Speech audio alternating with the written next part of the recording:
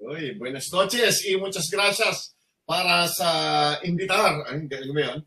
Sa inyong pag-imbita sa akin dito sa gabi ito for this wonderful celebration ng boxing. Oo nga pala, pride nga pala ng sambuan nga itong si Jonas.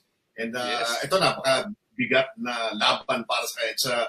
It's a true test, no? Pero one that he can pass basta tama yung approach niya at he comes in with an excellent fight plan. Well, sir, to formally introduce you, may request lang ako dito sa partner ko. Kasi balita ko, pag hindi to nakaprepare, maganda daw yung boses nito eh. Parang pwedeng pang ewan ko lang kung totoo, syempre.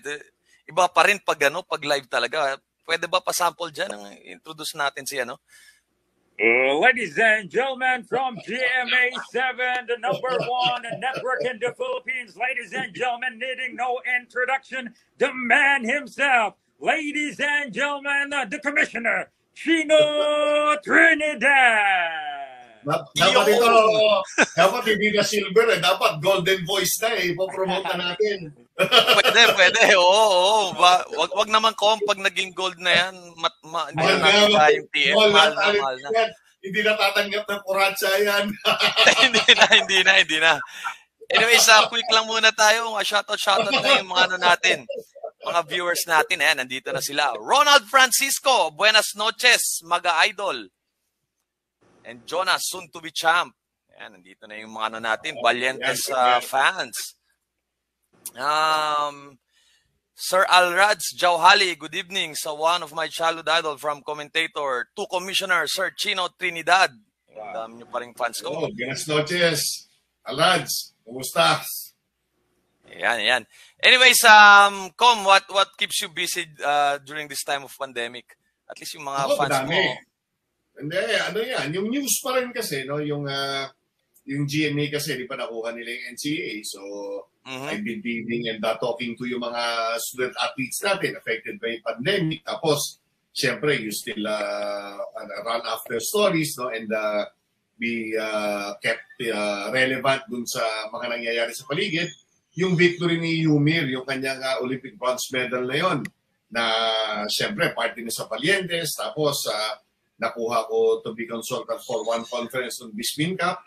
And then, of course, to witness, your pride and joy na si Heidelin winning the first Olympic gold medal ng Pilipinas. So, pandemic man siya, pero we've been witness to greatness of Filipino athletes. Kaya, tuwan-tuwa tayo dyan. Teka mo na. Silver Boys, ano nga tawag doon sa pagkababati ka ngayon sa generation na ito? Shout out. Okay? Yeah, shout out to Mr. and Mrs. soon to be. Si Yumir Marcial. Yes. Grabe na. Saka si manager, Junji Navarro. Ay, ninong yata siya nagpiprenup sila sa Balisid.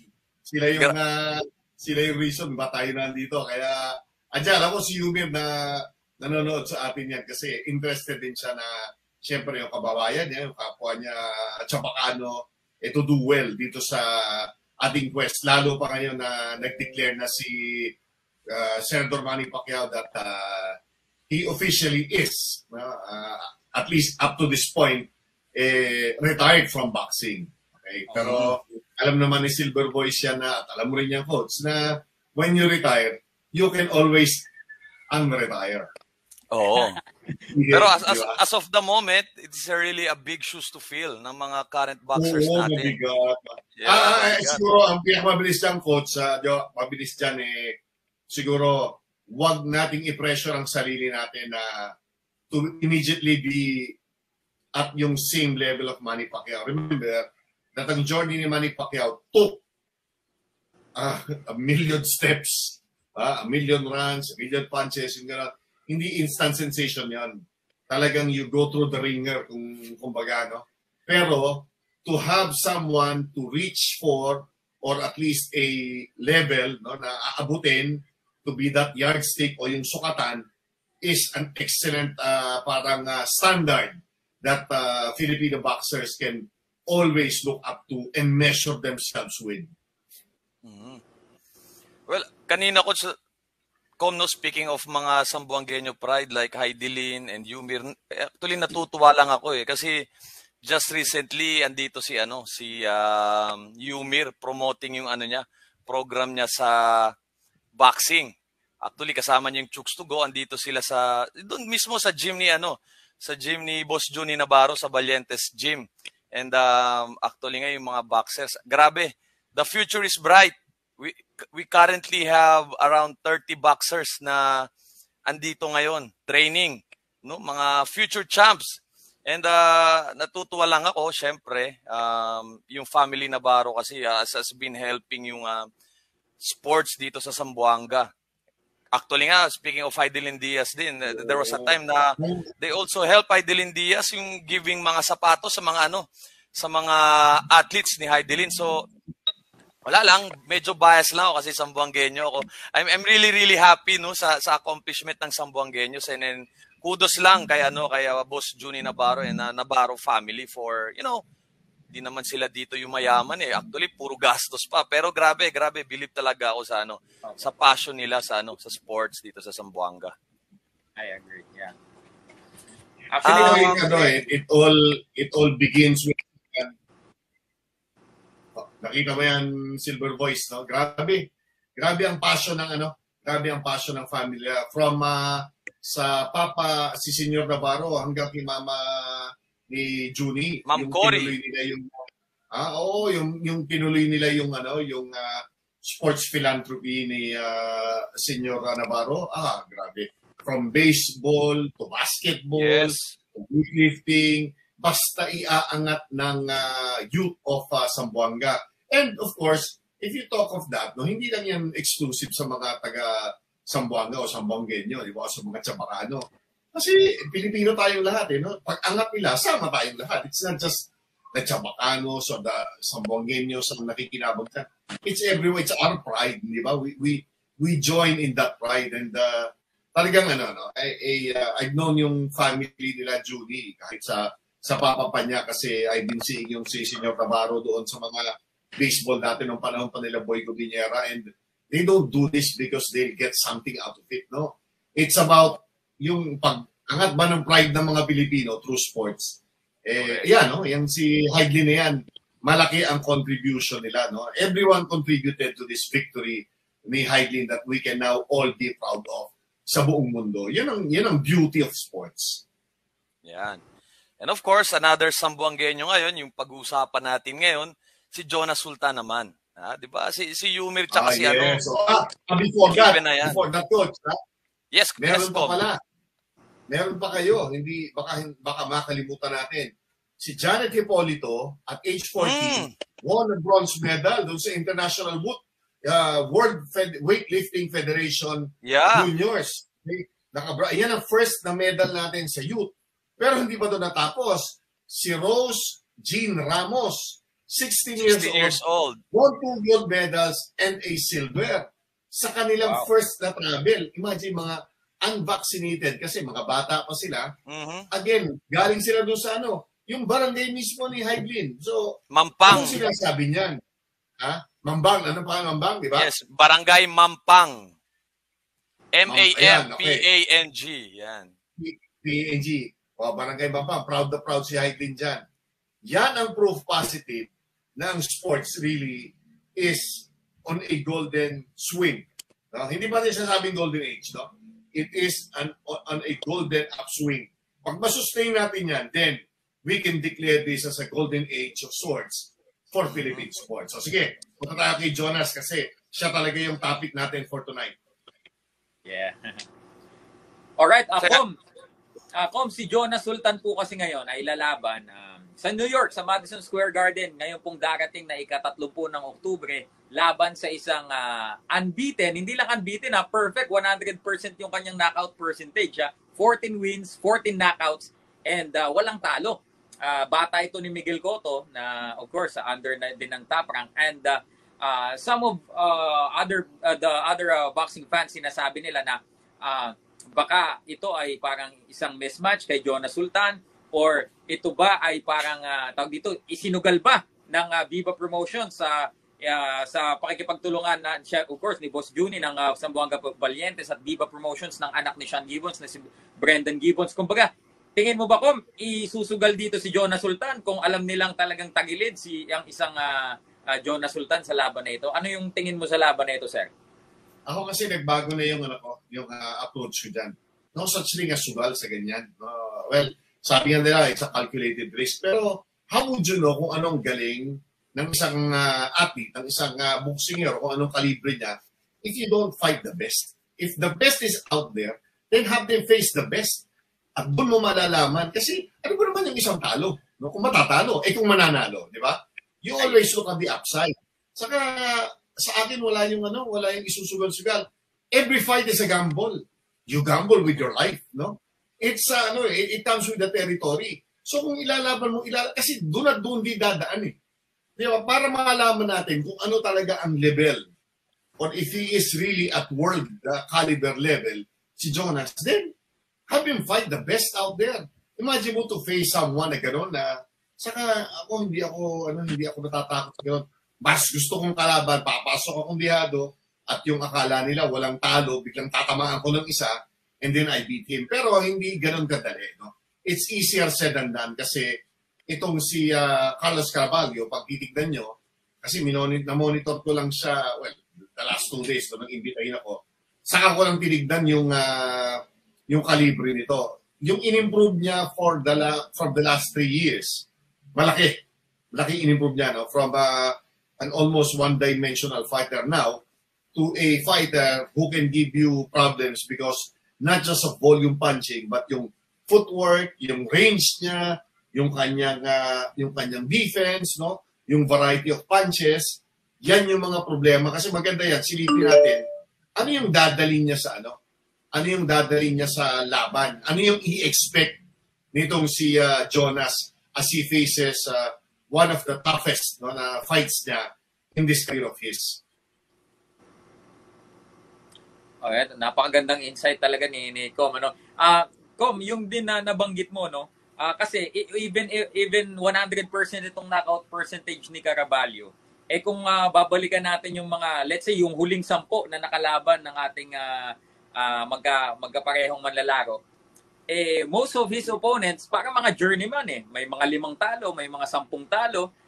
Maganda na yata yung isa na tatanda ko, 2 talo lang, yung mga lahat ng knockout niya. Compared dito kay Jonas Sultan na although may mga talo, but tingnan mo yung mga kalibre ng kanyang mga natalo. Meron siyang isang knockout win isang former world champion sa katauhan ni Sunny Boy Haro. Of course, he's the last guy to beat Janriel Casimero, that time isang 2-division world champion.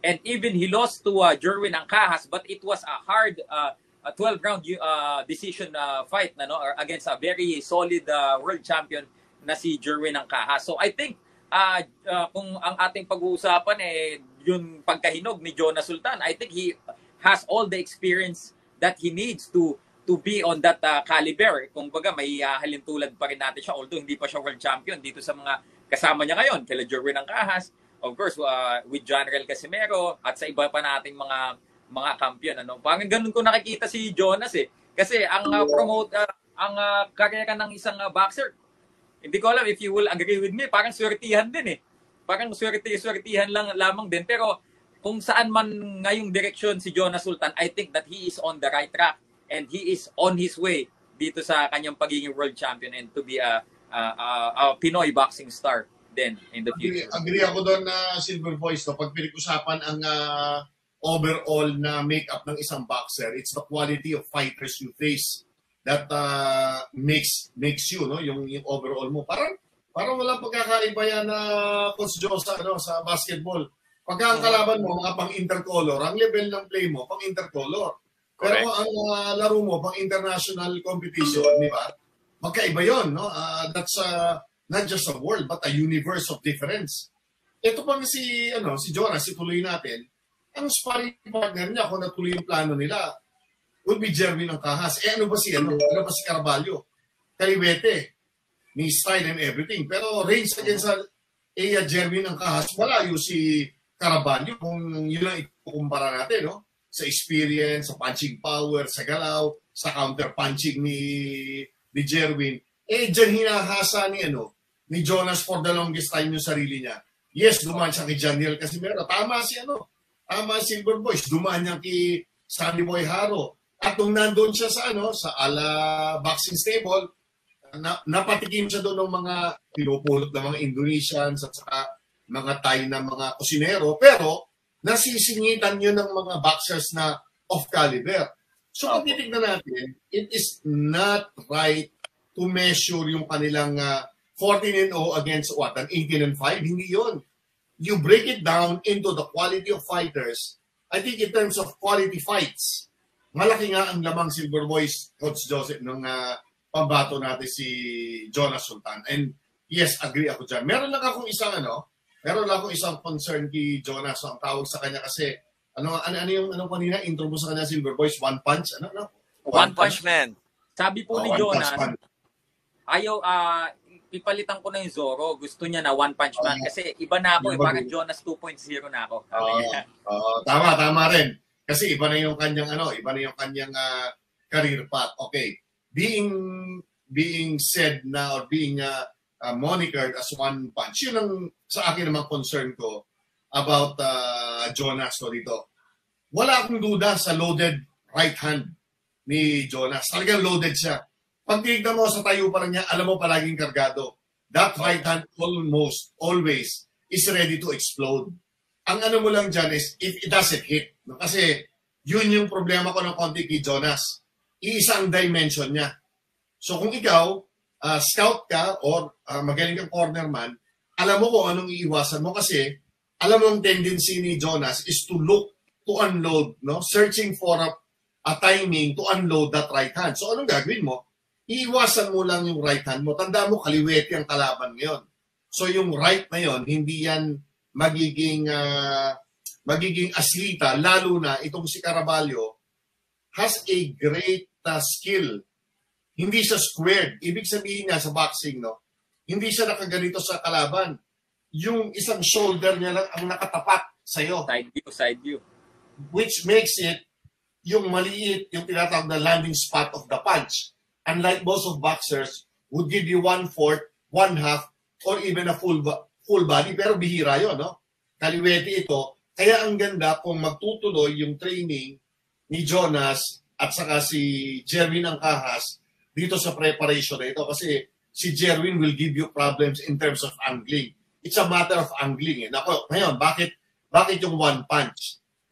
Kailangan niyang bigyan ng variety si Carlos Caraballo para mas sigurado. Kasi pag hindi tumama ang one punch at ang focus mo is to knock him out with one shot, baka hindi ma-achieve yan. Pero, ito ang pero ha, tamaan ni Jonas yan, magbabago complexion.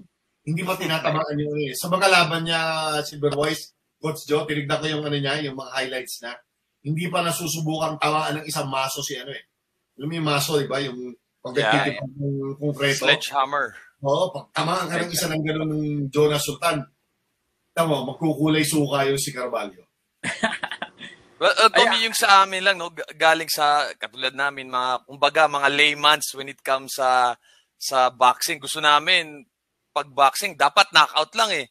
Siyempre, yun yung inaabangan talaga, especially mga Pinoy. Well, if ever na, gaya nga ng sabi nyo, kung hindi niya ma-knockout etong si Caraballo, what if kung abot siya ng 10 rounds? Kanino ba maging advantage to? Will it be for the one-punch man or itong 14-0 na boxer na kalaban niya? Yung Caraballo. Pag gumalaw yung Caraballo, Silver Boys, mahihirapan si Jonas. Bakit? Okay. Si Jonas kasi flat-footed. Hindi siya built o hindi siya wired to follow. Pero kung susundan natin yung kwento nitong sino itong tumatay yung trainer niya ngayon? Si Joven Jimenez. Yes. Magaling din mag-corner at saka maganda rin magkwento pagka yung sinasabi niya na malaki ng pinagbago ni Jonas in terms of foot movement at anticipating yung tinatawag natin mga angles, mga corners to cut. Then yun yung pwedeng added dimension na sinasabi ko na pwedeng isama kasi sa last fight yung sino yung nilabanan ni sa Carson si Sharon Carter po. Carter. Hindi mo naman nasukat si si Jonathan kasi yung kalaban parang humiga lang parang nagpatihulog lang yung kalaban di ba? Ganda naman ng t-shirt niya. Wala ba kapatid dyan? Galing dito kay San June eh.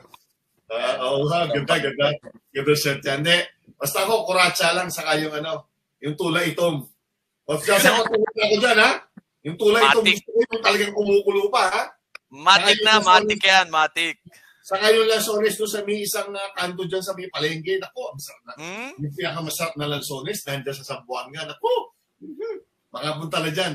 Mababa na di ba? Mababa na COVID. Okay, mabalik tayo kay Jonas. Okay, Jonas Sultan tayo. So, tumakbo. Siya, anticipated yung natatakbo kasi parang yung nangyari, huwag natin gayahin yung nangyari. Learn from the experience of yung mga previous boxers natin. Like si Janriel Casimero when he faced off against si Guillermo Rigondeaux. Alam naman natin walang gagawin niya kung di tumakbo eh. Inintay mo makikipagpalitan. Ano ka, gago? Di ba? Teka muna. Alam natin na si is a runner and he will always be a runner until the day he dies. At saka si Rigondeaux, alam niyo, pag tinigan niyo Rigondeaux, he is, para sa akin he is even a much better defensive fighter than Mayweather. Yeah, I agree. Okay? Yung galaw ni Rigondeaux is really out of this world. Now, to expect him to go toe-to-toe, maling yun. Maling akala yun. Kung baga sa alam mo nang fakean ka, kumagat ka pa, di ba, sa basketball coach? Pag yung tindatang ka lang, umangat ka, yari ka na. Iniwan mo yung paa mo, di ba? Bawal na bawal yan. So, same thing dito. Maraming galaw si Carlos Caraballo. So, how do you take that out, no? Si Jonas kasi nakikita ko, he is more of a headhunter. He shoots for the head.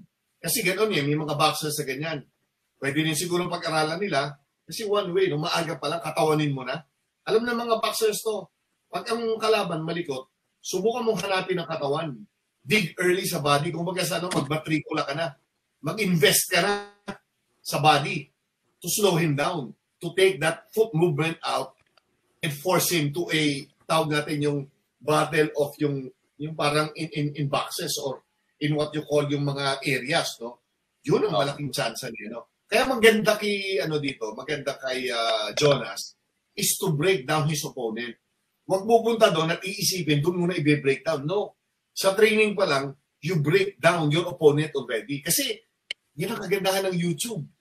Lahat ng tendencies, makikita mo na. Di ba, Silver Voice? Yung training, pinopost nila. So, makikita mo na agad yung mga tendencies, di ba? So, maaaral mo lahat yan. Kumbaga, lahat ng advantages nasa side ni Jonas. It's a matter of preparing properly for this fight, no? And prepare not only doon sa laban, yung ilalaban sa kanya, pero yung dadalhin niya na weapon. He has to bring extra ammunition and extra dimension sa laban na ito for him to take this fight.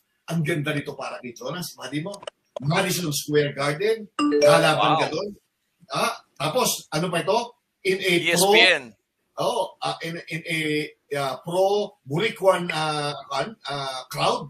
Kasi mga Buricans siya mga yan mga Puerto Ricans ang nandiyan dahil pro Puerto Rican yung crowd ng ng mga Buricuanans ang tawag din sa mga yan sa New York. So yan ang dadagsa dyan. Imagine mo, pakitaan ni Jonas kung anong meron siya. Ang gandang opportunity. So ito yung opportunity na dapat paghandaan niya ng mabuting-mabuti kasi siya ang nasa spotlight dito.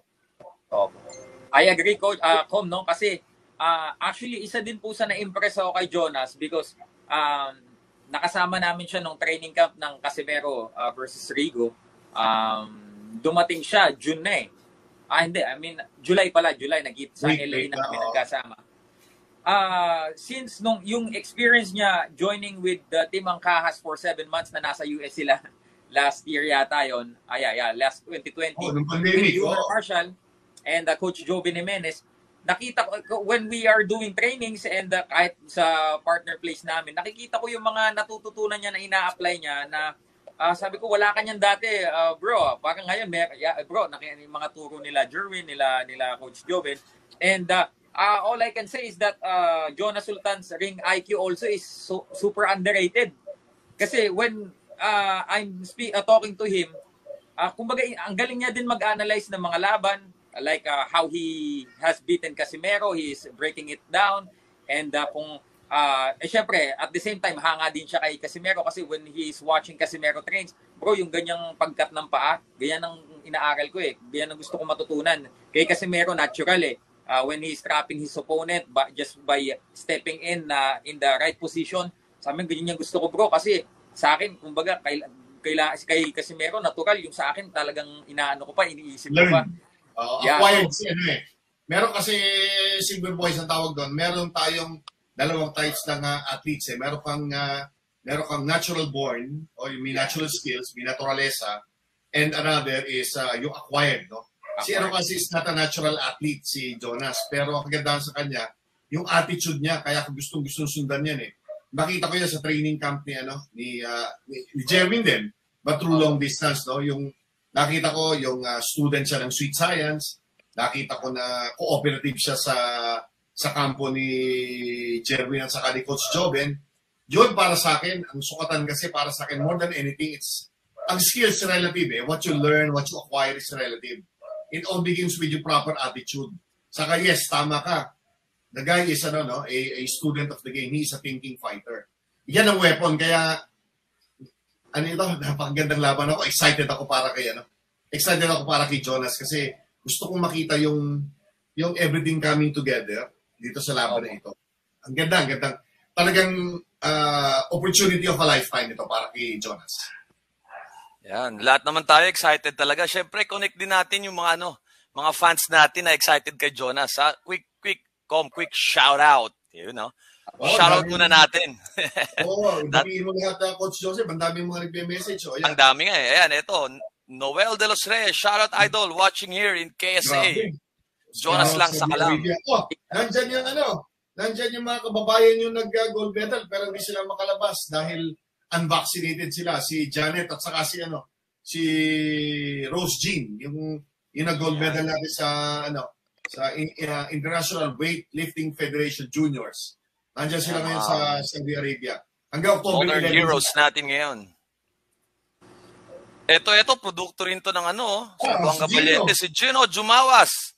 Kasama yan ni Boss Juni. Yung boss sa balisig niyan eh. Nagsuswimming. Ay Gino, baka ba sunog ang balat mo dyan? Sunog. Ronald Francisco, I hope this year, Idol Yumir, may laban na ulit. Silver Boys, was possible ba? May laban si Yumir? Ang last kong narinig is they are planning to have Yumir fight this coming December po. Pero we all see naman na may mga inuuna muna si Yumir na yung sa mga personal. Pamilya. Oo. Opo. Boxing can wait naman eh. Hindi naman niya kailangan magmadali. So, Yumir, kailangan niya, syempre, he deserves to have some time with his family din. Yung sacrifices niya sa Olympics at sa lahat pa ng ibang bagay, of course, spend time with the family and then, focus naman dito sa professional boxing. And talagang ito din ang Yumir Marshall. Talagang sky is the limit because talagang hindi lang yung kanyang future malaki. Malaki din ang pera niyan. Middleweight yan. Oo. Napakalaking person. Money weight yan. And syempre, enjoy na rin muna yung wedding niya. Di ba? Oo, enjoy ka muna. Kaya muna siyang mag-prenup. Di ba? Okay na okay yan. Pabayaan muna siya. Si Ronald Francisco, WBO World Champ yan. Supportahan natin mga idol. Supportahan niya. Sayang lang talaga yung first bid. Ang baba ng... kasi di ba pag first bid yun, kung 105 yun nakuha ng grupo ng Probellum. Gusto ko lang, Ronald, ewan ko kung na-update ka na dito. Yung Probellum nanalo sa first bid, pero $105,000 lang yata. So, basically, mapupunta kay John Riel doon. No more than 78 na-gross pa yun, tatanggal pa ng tax yun. Magkano matatanggap niya sa board ng dulo, napakaliit nun. Marami siyang plano ng tulungan, but things happen for a purpose. Tingnan natin kung paano yung next. Importante manalo siya rito kay Butler and then line him up for a big one. No? Kung sino man yan, hindi natin alam kung sino yung next. Basta importante si remains focus doon sa kanyang laban. Ano yan walang venue, pinag-uusapan pa kung it will be somewhere sa Riyadh or sa UK. Yan yung, sanay naman lumaban yan si Cuadro Alas. Hindi naman lumalaban yan sa Pilipinas Ano yan road warrior yan. Pandayo. Ganda to. Pero yun, yung babalik tayo dito kay Jonas, no? Yung tama si Coach kanina ang mentality kasi ng mga Pilipino is to always look for a knockout. Tandaan nyo, ang boxing, you cannot always win by a knockout. And pag hindi dumating ang knockout, saan ka pupunta? Diba? Kung sa basketball, maganda tignan yung dunk, pero bilangin mo yung dunk. Ilan ang dunk? Alam mo, nakasampung dunk ka, Coach Joe. Ilan ang puntos yan? Same pa rin, 10 points pa. 10 dunk, 20 points pa rin. 20 points. Tirahan kita ng 8 3 points na hindi sumasayad sa ring. Ilan yun? Sabihin na natin dito lang. Ito 3 points, tinira ko sa harap mo. 21. Sino manalo sa atin mo? Oo, panalo 21. Yun yung sinasabi natin, di ba? You cannot always, maganda tignan yung knockout, maganda tignan yung slam dunk, pero at the end of the day, it's how you win, di ba? It's not in the style, but in the substance. And sa tingin ko, yung substance ni Jonas Sultan ang masusubukan natin dito, ang pipigain natin. Maganda tignan si Carlos Carvalho kasi ang ganda ng style, ang ganda ng approach. Tingin ko total na fighter sa ngayon. But again, ang totality of a fighter can only be tested if he gets hit. Tandaan nyo, everything changes once you get hit. Magbabago ang lahat ng yan. And Jonas has it. Kung tatama siya ng maaga at tatama siya consistently, ganda niyan. Pakagandang laban yan. From Ginny Go, nice po Sir Chino Trinidad. Jonas is the next superstar. Marami yan. Nakapila sila Jenny sa nakapila itong ating mga fighters na ito na in-inspire ng no less than si fighting Senator Manny Pacquiao himself. Ako naman basa nito. Yes, go ahead. Galing kay Sir Noel, after a winning column ni Sultan, someday I think medyo hinog na siya for the world title shot. Kung sakaling ma-dominate niya si Carvalho, baka naman Inoue, patulan mo yan.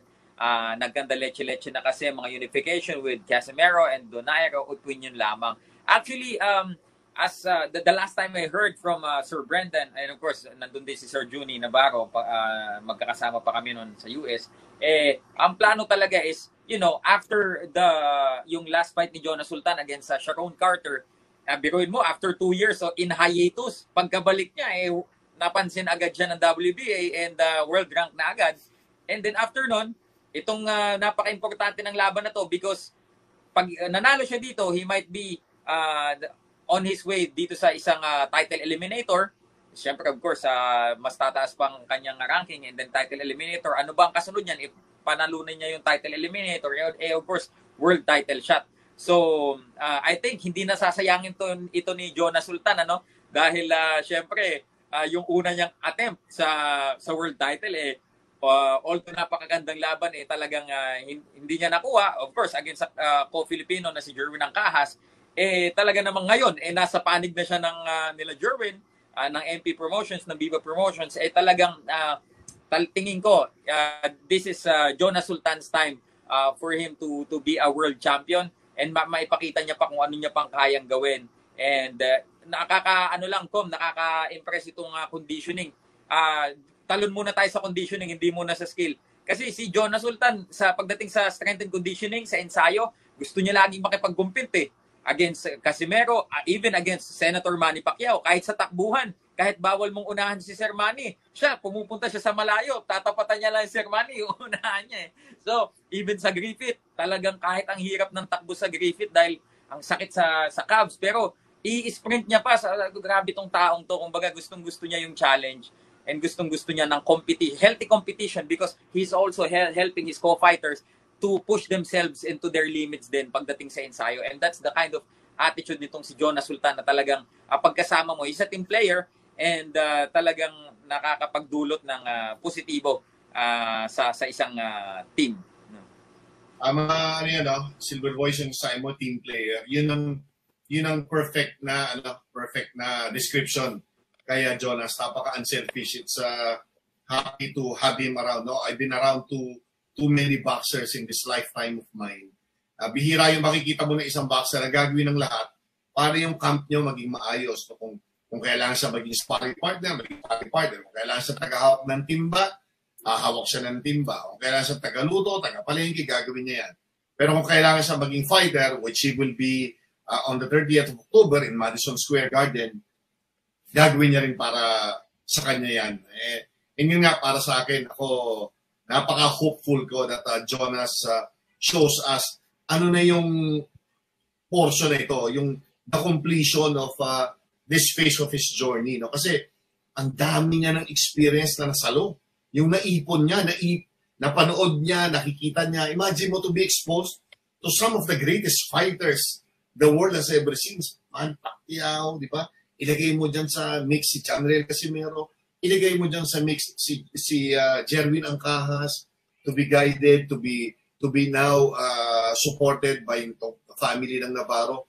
Lahat nasa kanya eh. Tapos, to know that yung buong Valientes and the whole Philippines will be behind him. Ang ganda talagang wala, kumbaga, sa Tagalog, wala ka nang hihingiin pang iba. Ayun. Actually, isa lang pala kung si Jonas nakikinig dito, na alam ko naman na intindihan niya. Ang ayoko rin na tendency, isang tendency lang is, walang exit plan si Jonas. Ibig sabihin, nakatayo siya kasi iniintay niyang i-unload yung kanyang kanan, di ba? One arm na tawag sa kanya eh. Loaded palagi yung kanan niya. Nakaintay siya. Ang problema, pag bumitaw siya, nakatayo pa rin siya doon sa harap nung kalaban niya.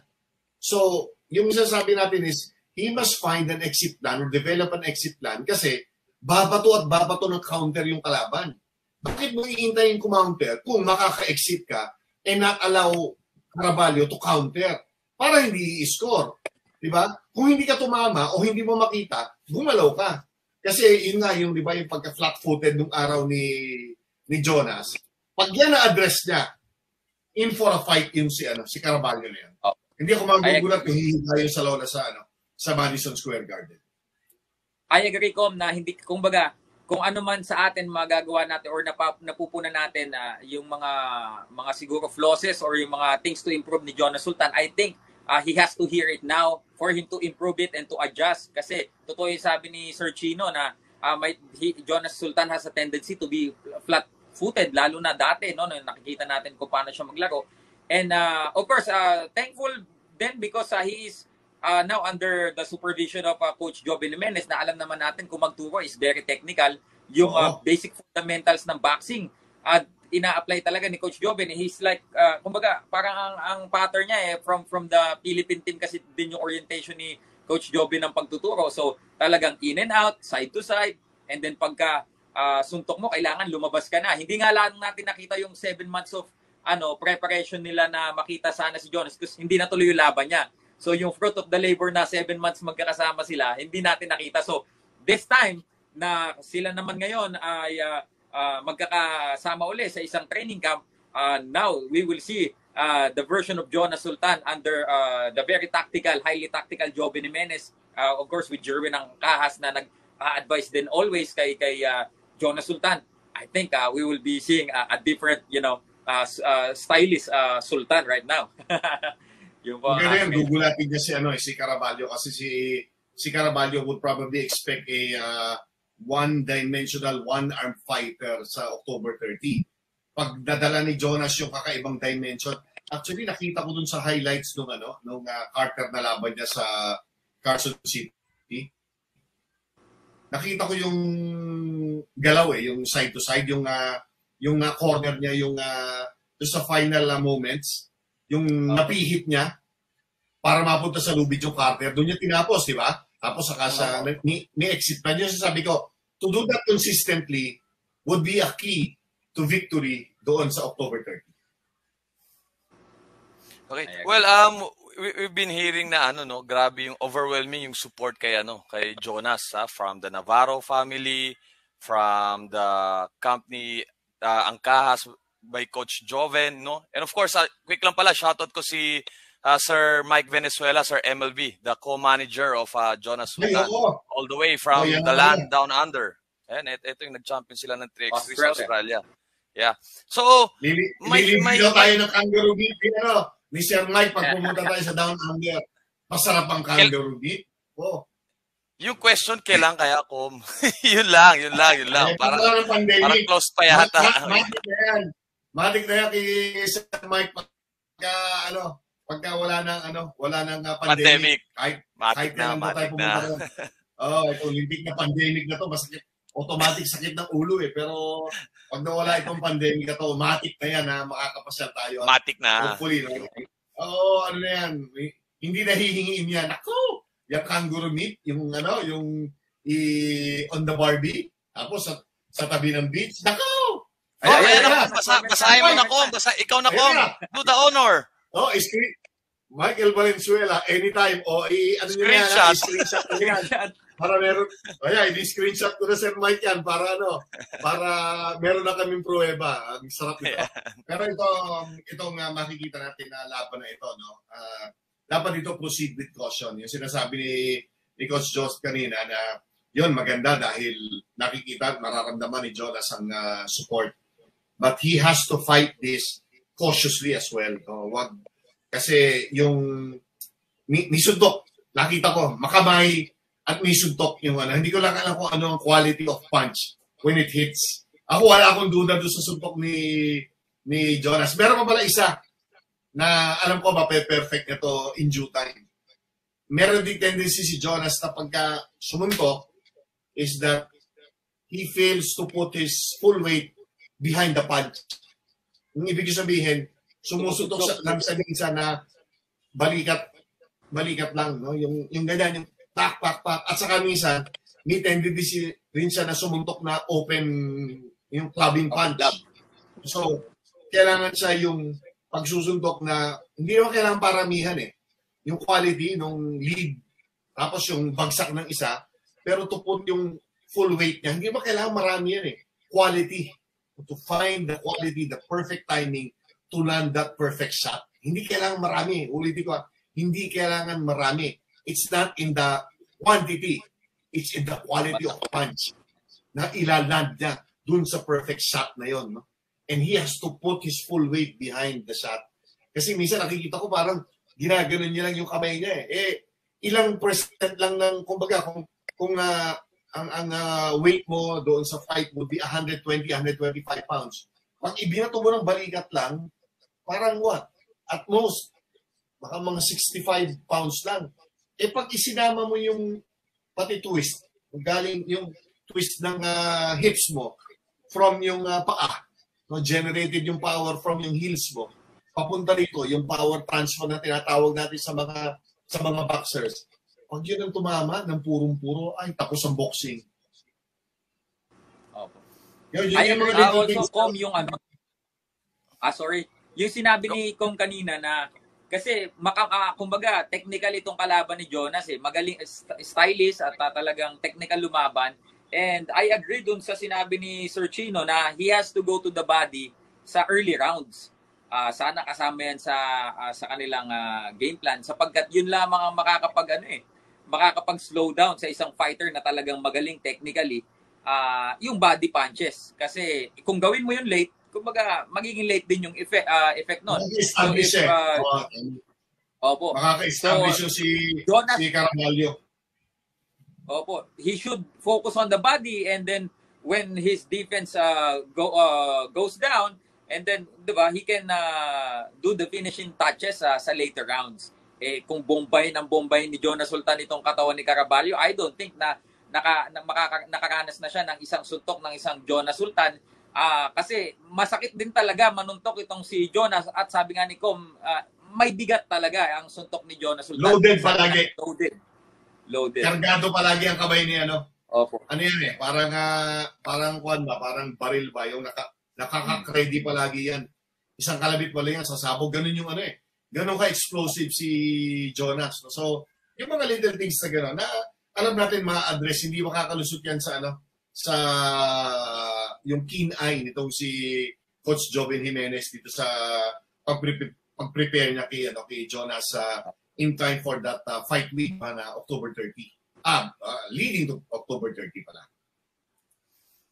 Okay, kay Silver Boys, no, syempre laging andiyan ka sa sa team nila. Yung question ko lang may impact ba na para kay Jonas going into this fight na andyan yung family Gibbons all-out support sa kanya? Kasi nakikita ko lagi sa mga vlogs nila, grabe, baliktad yung mga puti, silang nagluluto para sa mga Pinoy. Normally, mahilig tayo mga Pinoy, tayo hospitable, tayo magluto para sa kanila. Pero nakikita ko sa mga vlogs nila, grabe yung support ng Gibbons family. Ang dami nagsasabi, sir. Di ba? Ang dami nagsasabi. They are like Filipinos, si Sir Sean at si Brendan. They are very flamboyant, talagang enthusiastic, napaka-playful, lalo na Sir Sean. Kumbaga parang yung puso niya, youth And then, yun nga ang nakakataba ng puso sapagkat hindi po sila yung kagaya nung parang iniisip nung iba na pagputi, bossy, pagputi, alam mo na yung authoritative. Sila po hindi, sila po ang naglilingkod sa amin na mga, halimbawa nandun kami, sila Sir Chino, alam niya man na yan, bahagi na din yan ng training camp. Sila yung sila yung magmamamalengke, maghahanda. Yan, sabi niyo sir, magluluto. Brendan is a very good cook po and he loves to cook. Talagang gustong-gusto niya pag kami nasasarapan sa kanyang mga niluluto. Siya na din po ang nag-handle ng nutrition ng mga fighters po ng MP Promotions, ng Viva Promotions. And kumbaga parang ano din sila talaga wala sa kanila yung ay boss ako, dapat ako paglingkuran mo, hindi po. They are there to serve the Filipino fighters, and talagang they are treasuring yung mga Filipinos na marami silang hawak na fighters pa rin po internationally, but I can say that talagang mahal nila ang mga Pilipino. Yung mga fighters natin ay ganun nila talaga asikasuhin, alagaan at talagang paunlarin yung kanilang mga karera. And best of all, dahil boxer ito, sinasabi niya na kung piso-piso. Alam ba, piso pinag-usapan natin. Pag hinati natin ng piso, 50 sa'yo, 50 sa akin. Klaro yon. Hindi ka tulad sa iba, piso, hahatiin, pagbabayad ka pa rin ng piso. Alam mo yan, yung sa huling kwentahan, may utang pa ako. Hindi. Yun yung maganda sa kanila. Pag nilatan yung kontrata sa'yo, yan yung pinagkasunduan. That's it. No? Kasi, alam mo yung importante kasi in entering to a contract is iniintindi mo yung kontrata, iniintindi mo yung terms, at walang mga hidden agenda. Kumbaga, walang hidden charges, parang yung mga telepono at saka mga cable subscription natin. Di ba? Pagka piso-piso ang bayad, si Delio Oil, ba? Parang ano to parang yung additive. Delio Oil. Di ba? May Delio na oil, yan, malamang fan nyo to. Good evening, Delio. Yan ang isa sa mga request ito. Arriba. Okay, yan mga basahin nyo na. Baliktad yung pangalan Yeah, baliktad Si Odara. Arnaldo. Alyangan. Alyangan. Ba naman kasi kayo Ang hirap Nika Dosa, shout out from San Jose, Gusu, Zamboanga City. Buenas noches. Ano pa nga ba yung isang masarap na Masarap dyan sa Zamboanga na sumuha ko? Yung yung parang barbecue na maliliit, tapos sinasawsaw. Yung parang matamis. Ha? Parang ginugutom ako sa mo, sir, kwento mo. Parang nakakapanglaway. Yung pa isa, food trip dyan sa Zamboanga, kailangan makapunod tayo. Ito, from Tatuan, si Edgardo Narca. Arriba Valientes, oo. Go, Jonas. Sarap nito. Excited na. Sandali na lang yan, yung preparation. Ito ang tinatawag natin na critical stage for Jonas. All for him to win. Kasi pagpasok niya dyan, aakalain ng mga Puerto Ricans, nila Miguel Cotto na, Pilipino, sasagasaan natin to. Magkamali sana sila at ma-underestimate nila itong si Jonas. Gugulatin sila sa Big Apple nitong si Jonas. Ako, hopeful ako Tsaka isang kagandahan kay Jonas, sir, nung fight namin sa Carson, ang galing niya kumuha ng timbang Kumbaga hindi siya titigil hanggang hindi niya namimit yung target niya. And nakakagulat na sa isang araw, kaya niya mag-lose ng 6 pounds. Narinig ko nga yung laban ni Jerwin last time. He lost 13 pounds in one night. Sabi ko, ano mo ginagawa yun? Ano ka ba naman? Sabi ko, hindi bro, mabilis talaga ako bro. Mag-reduce bro. Sabi niya, madali lang yung Kaya, kumbaga, itong si Jonas, yung parang si Jerwin din. Si Jerwin, sir, hindi mo pa problemahin yan ng timbang niya He will stop until he gets his target, weight. in a day kung ano niya na yung pounds na ikakat niya. Kaya pagdating ng weigh-in, talagang ano na lang, hindi siya nagkukumahog or hindi siya nagraratel. Talagang ano lang, on track yung kanilang mga weight. Itong kagandahan kay Jonas din. Ano yan sign yan ng mga disiplinadong fighters. Diba sa boxing, alam niyo naman yan na bago ang kalaban nyo sa ring, yung timbangan muna ang kalaban nyo kasi you have to make weight to be able to make it to the ring. Yung weight, kasi governed nga ito ng weight. Kung hindi ka disiplinado pumasok sa timbang, paano mo expect yung sarili mo maging disiplinado sa approach mo doon sa fight? It has to be the weight. Kaya nga yan ay governed by weights. Kaya we fight in weight categories. No? So kung isang boxer, nakikita mo at ease, pumasok sa timbang, it is a manifestation na ang boxer is a well-disciplined fighter. One who knows the sweet science through and through. Ayos. So, before we forget, yung mga kababayan natin dyan sa New York, especially mga Sambuangueño, we invite you to, supportahan natin si Jonas Sultan. Kasi alam nyo, grabe, sobrang bait ito si Jonas. Alam to ni Silver Boys kung mga nagpapapicture sa kanya. Talagang inaano niya talaga. Kumbaga, walang parang superstar mentality. Parang tropa talaga. Sa mga Bisaya, tawag dyan, bugoy-bugoy. Bugoy lang. Oo, pero sobrang bait. Diba? So mga fans nato na lide Sambuanga na New York, kung pre-sales ticket, suporta kita. Una Jonas Sultan. Sure yan sa mga grabe yung mga taga Sambuanga doon sa mga laban sa Carson, nakikita ko, they come out in groups, no? And to have Filipinos to come together, no? Sambuangueños or otherwise, suporta kayo kay Jonas. He's one fighter na kailangan bigyan natin ng suporta kasi nakakatuwa na merong Pilipino na kagaya niya na very unselfish, no? Mm-hmm. Basahin ko lang to, Sir. Yata Sir Mark. Pero tingin mo, Sir Mark, malaking kawalan ba ngayon na wala si Coach Memo sa camp ni Jonas? Magandang tanong, Sir Delo. Good thing naman po, consultant pa rin si Coach Memo Heredia, even wala siya physically dahil hindi nagtugma ang kanilang mga schedule. I believe nasa Vegas si Coach Memo, LA naman nakabase sila Jonas because Coach Memo has a lot of fighters din na ina-handle niya yung strength and conditioning, but si Sir Brendan ang nakatoka po sa pag-execute kung ano yung mga gagawin at kumbaga yung plano pa rin kay Sir Memo pa rin at siya pa rin palagi ang kinukonsulta when it comes to strength and conditioning, and I think they're on track pa rin naman po. Last time nag-ausap din sila. And Sir Memo, I think, is very pleased and he is satisfied kung ano man ang kumbaga nagagawa ngayon ni Sir Brendan on behalf of him po para kay Jonas. It's 21 hours. So eto ngayon, before we end, medyo mabot na tayo ng isang oras, ang bilis lang, no? Etong gusto ko ngayon, bold forecast.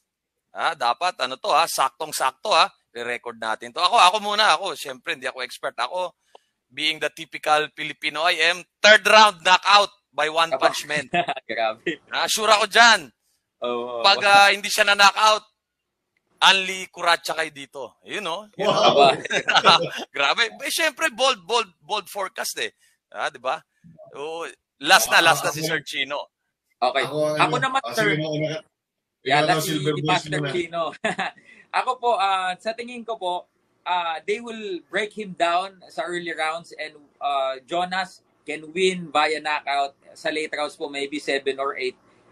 And this will also be good because he can be exposed more. Kasi Madison Square yan yung mecca ng sport of boxing sa New York. So it is also his opportunity to show what he got sa mundo ng boxing.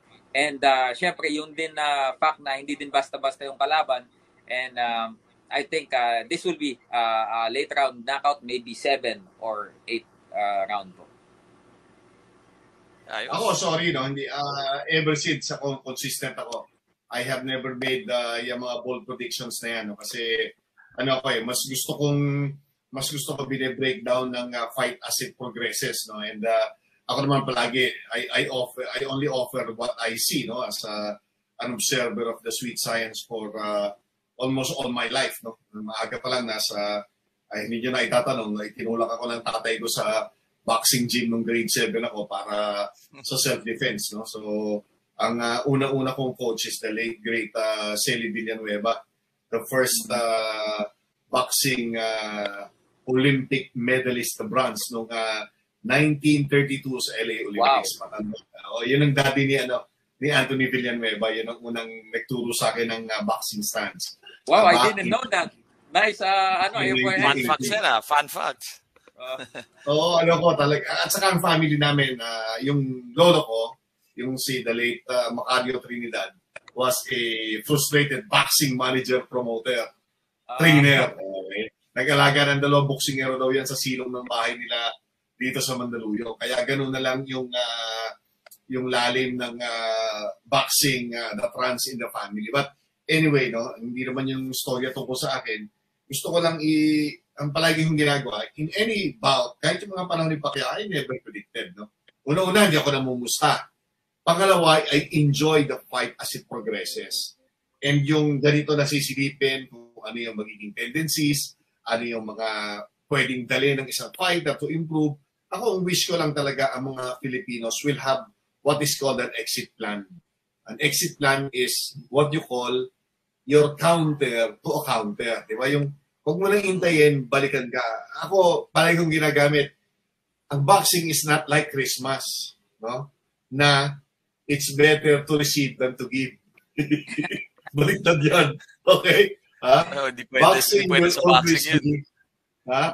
Ang boxing is always, it's better to give than to receive. Okay? Ganyan yan. Hindi yan para Pasko na receive ng receive. Pag receive ka ng receive, tapos ang boxing. Okay? So, para sa akin, I'm anticipating a big one for Jonas. And I'm hoping na lahat ng kanyang learnings for the past, 5 years, yung experience na ipinasa sa kanya, nila Manny Pacquiao, nila John Riel Casimero, nila Jerwin Angcahas, yung itinuturo sa kanya ngayon, currently ni Coach Joven, madala niya lahat yon and show the world who Jonas Sultan is. Ito ang opportunity for him. Take advantage and make sure that you make a mark dyan sa Big Apple, sa Madison Square Garden, which is still largely considered as the mecca of sports.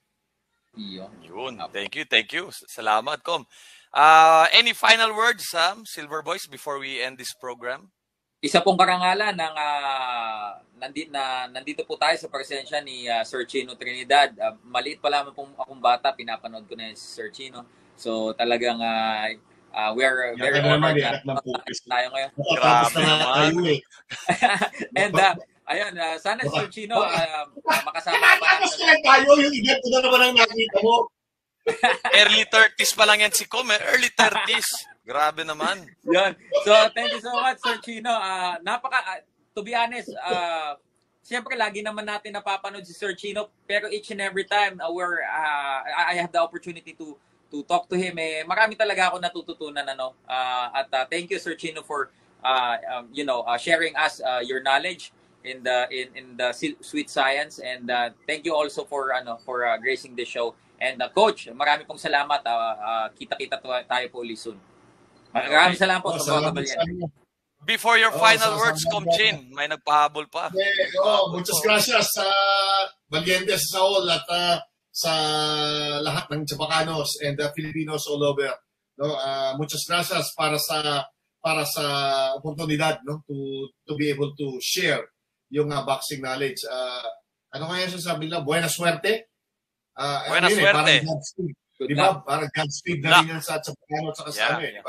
Di ba? Pero much yung guidance ng Diyos dito sa sa gagawin ni Jonas. So, samahan natin ang panalangin. We always pray for safety, yung safe passage ng ating mga boxers. Walang mangyari. At saka ito, siguro ito si Deno namumusta to. Ikaw na nga sumagot para sa akin ito, Mark, Silver Boys. Prediction kay Wilder Fury. Ako kay Fury pa rin ako. I agree, sir. Fury Nakita ako. kasi namin yung training ni Fury sa Top Rank Gym, and napaka-technical para sa isang 6'9" na heavyweight fighter. Parang nasa magaan siyang, parang flyweight yung skill niya . So I see yung power na kay Wilder, but I don't think he can match yung skill po ng isang Tyson Fury. Tyson Fury po. Saka Ako sa ano ko, Silver Boy, sa mental approach, masyadong maraming mental baggages itong si Wilder. Ako nga, sa totoo lang, he doesn't deserve a rematch, no? Itong third fight ito with Tyson Fury, but because it makes money, no? Ako, titignan mo, parang mismatch ito. Iba yung yung pinabili ba ko nung si Tyson Fury, akala ko nung una, he was just a clown, no? Pero iba pala substance itong taong to, and may substance, no? Doon ako pupunta sa man of substance, which at this point is Fury. I don't even want to talk of yung skill. Sabi nga sa inyo relative, pero tama ka doon na Silver Boys. Iba yung Tyson Fury. He is an underrated genius of the sweet science. I agree. Ayos, all right. Yeah, thank you very much. Thank you very much. Muchísimas gracias. Yes, muchísimas gracias. De nada. Ano pa yun? Buenas noches. Ano ba yung sleep tight sa Chabacano? Matulog kayong masarap. Puede ustedes dormir buenamente. Ayun Buen ba? sueño. Buen sueño. Buen sueño. Yan. Okay. Si Boss Juni at saka si Yumir. Sir Mike, yung namin nilista ko na. Yung kangaroo meat. Nakaka-addict yan. Ilista niyo yan. Bucket Ingat list. po, maraming salamat. Boss Juni, thank you so much po. So, thank you very much once again. My name is Coach Joseph from Arate. With me tonight is Sir Silver Voice and the one and only Chino Trinidad saying, Buenas noches, arriba Zamboanga, viva Valientes. Good night. Bye-bye.